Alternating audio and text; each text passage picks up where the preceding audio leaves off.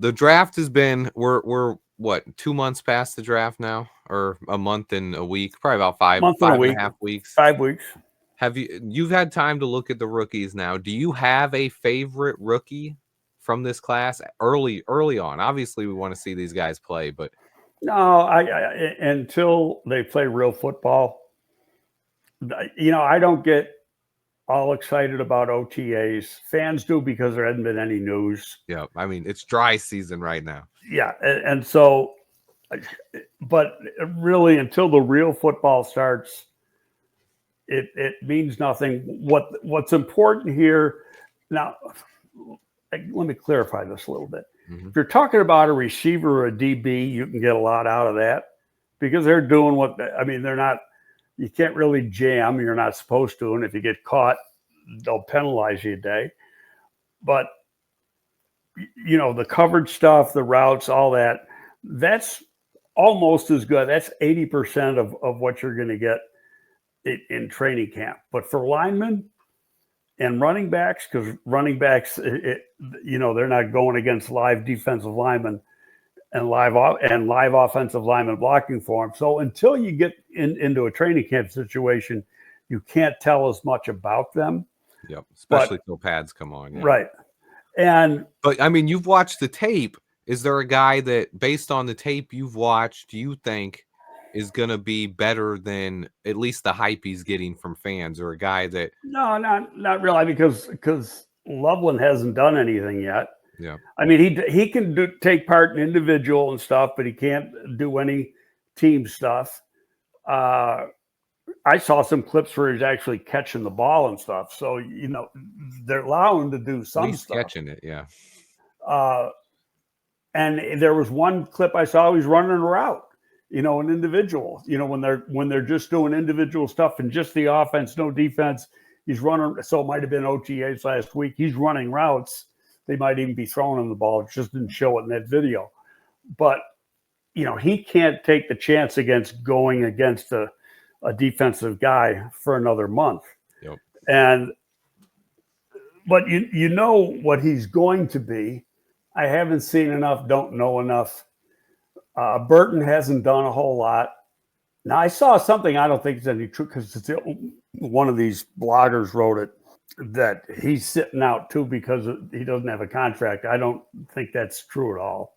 Yeah, I don't either. He wouldn't have been out there the very first day. I mean, obviously hamstrings, we know hamstrings are things that can linger. So, well, did they say it? Did anybody say hamstring? Yeah. Oh, okay. Because I had not heard that. I heard I think soft tissue, but I haven't heard the hamstring. They said a couple of the media guys said he pulled up the first day of practice holding his hamstring at the end of practice after a route. So, and then the next days, that's when they announced it was a soft tissue. So I think that's a easy thing to connect the dots when the. Yeah, well, you got to keep a guy out 2 to 3 weeks from that. Otherwise, they just keep pulling him. Exactly. And especially a guy who doesn't have his contract signed and is a high pick, early second round pick that we have high expectations for. There's no reason to rush him out there into these early OTAs or anything if he has anything that's keeping him from being 100%. Well, the other thing too is that with him more than with Turner and Trapilo, there could possibly be a big fight and maybe even a potential holdout, depending on how it goes on the contract, only because of the first two guys got fully guaranteed contracts. Yep. He's the seventh guy. How deep into the second round are these guys going to get fully guaranteed contracts? And that's perfect. I kind of wanted to talk about it. What do you expect to happen here? Because we're 4 days away from it being a month since those first two players in the second round signed their picks. So it's been a long time here with no other movement at all in the second round. So in all honesty, I don't think there will be for one more month till we get closer to training camp.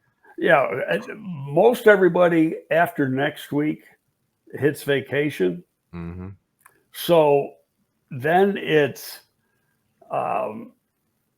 the agents aren't talking to the team isn't talking to the agent. It's not a big deal. I mean, there's you can pick up the phone and call, but the agent's going to go, "Hey, we'll do the deal as soon as you fully guarantee the contract," and they'll go, "Well, we're not fully guaranteeing the contract." Okay, see ya. And then, until somebody in between 3 and he's 7, so 3 and 6 of the second round, or even him, got to break the ice, and that will determine really what happens. If one person in there doesn't get a fully guaranteed contract, the rest of the round is out of fully guaranteed contract, and that's what's going to hold that up. It's a tough stalemate, and it's a league-wide problem. And for the Bears, it's tough because we have 3 picks in the second round. The only team with 3 guys picked in the second round. So we got to wait on all 3 of these guys until the dominoes start to fall. My biggest thing when I'm looking at it, it's like it's going to be tough because no agent wants to be the agent that accepts a contract that's not guaranteed when those other 2 guys have set the precedent. But you also have, when you look at the 2 teams that did it, it's the Browns and Texans. Those are 2 teams that historically in the NFL have not done things the right way. So I think the argument from teams is going to be, look, we're not following the examples of 2 of the NFL's worst run franchises. And I'm not trying to take a shot at those franchises, but I'm hoping all of the second round picks don't end up getting guaranteed contracts. But no, I don't think that's going to happen. And I don't even think it's an issue when you get down to Trapilo and Shemar Turner. Yeah. They're it's going to be the first 10 like picks, 56 probably. and 62 or something like that. But where the receiver went and maybe even a few picks behind him, that could be an issue. And somebody's got to do a deal. Like let's say the 5th guy does a deal. 1 and 2 got guaranteed contracts, and say the 5th guy does a deal and he's got a guaranteed contract.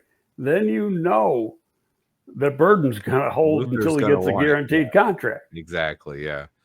So I'd say roughly the first 10 spots in the second round are all at least going to really fight for it. After that, then it gets murky after that, because then it's like, okay, the guys after that, they might not want fully guaranteed, but they're going to want more than the guy got the year before him because of the raise in the players in front of them. So right. Well, you got to see, and I don't have that info in front of me. Nobody got a fully guaranteed contract last year in the second round. A lot of guys got 3 full years. Some might have got, and I'm not sure about this, some might have got into the 4th year, but I don't know where that is, where the lines of demarcation are. Yeah, and we didn't have a second rounder last year, so I gotta, and really you could go on Spo Tracker, you could go on Over the Cap, and that really doesn't spell it out as far as how far the guarantee goes. So, there's probably some people I could ask, but I don't know if I'd get the answer, but hey, it's going to be a wait and see. And I don't think it's going to be quickly done. You could have some holdouts in the camp. Not saying that our guy's going to hold out, but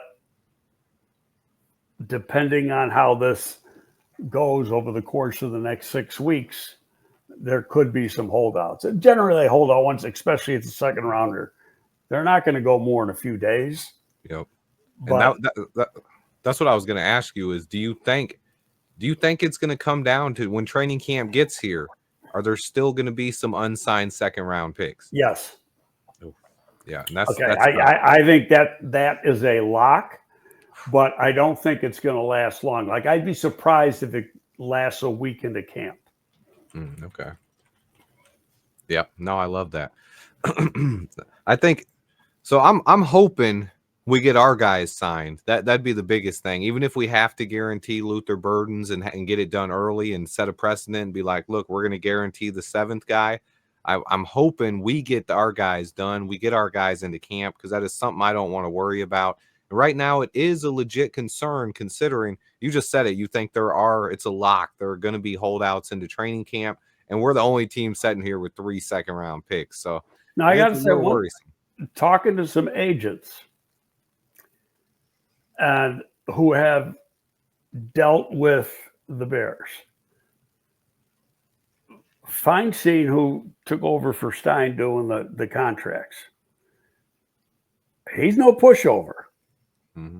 He can be a hardliner, and that's coming from an agent. So it's I'll tell you off the air about one thing that I can't put it on over, but it's he's going to hold the line, and he's not going to, if nobody between 3 and 6 gets signed before he does, I'm not sure that he's going to say, okay, to get it done, we're going to give the guy a fully guaranteed contract. I don't like that. I don't want Luther Burden holding out going into camp. I'll say that right now. Now, I don't know who his agent is, Yeah. and that has something to do with it too. So I could find out. All you got to do is ask another agent who the agent is. But it's going to be an interesting story, and the media is going to overplay it because that's what the media does. Yep, 100%. And you go back, Swifty, when I started off in the league, and yeah, this was over 40 years ago, but still, like a good part of the time, I was with the Giants. So I was with the Giants up through the 2000 season. Ooh. We had holdouts going into camp every year.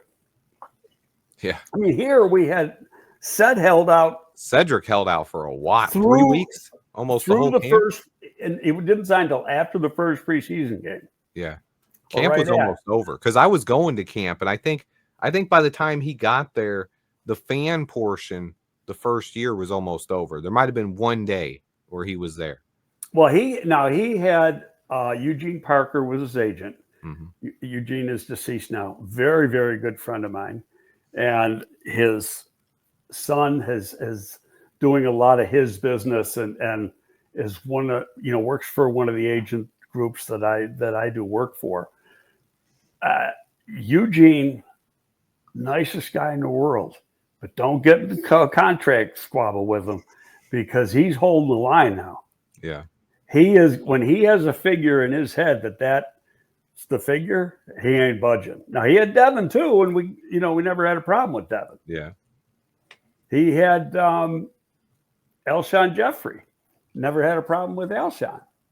But holdouts potentially incoming. Hopefully we can get our second round pick signed. But I was going to tell, we had veterans all the time holding out.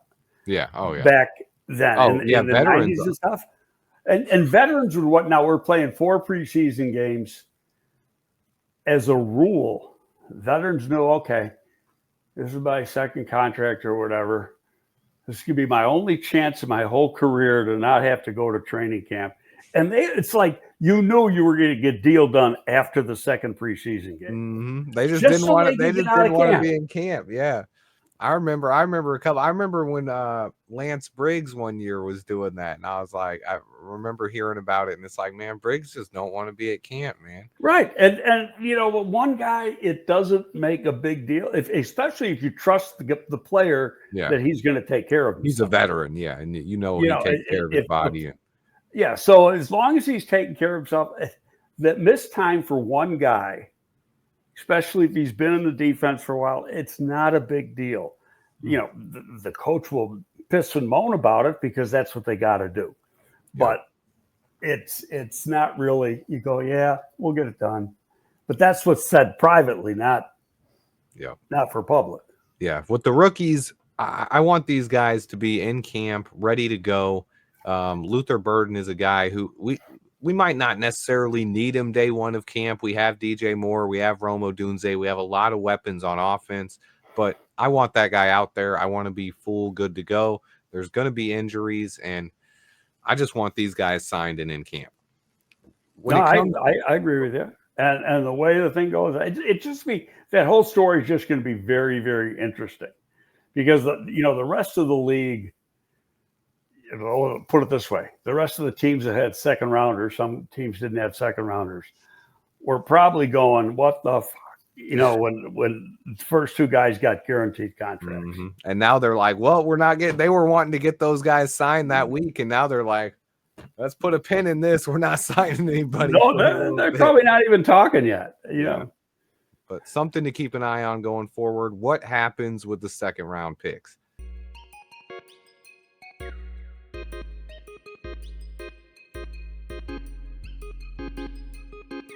The Bears.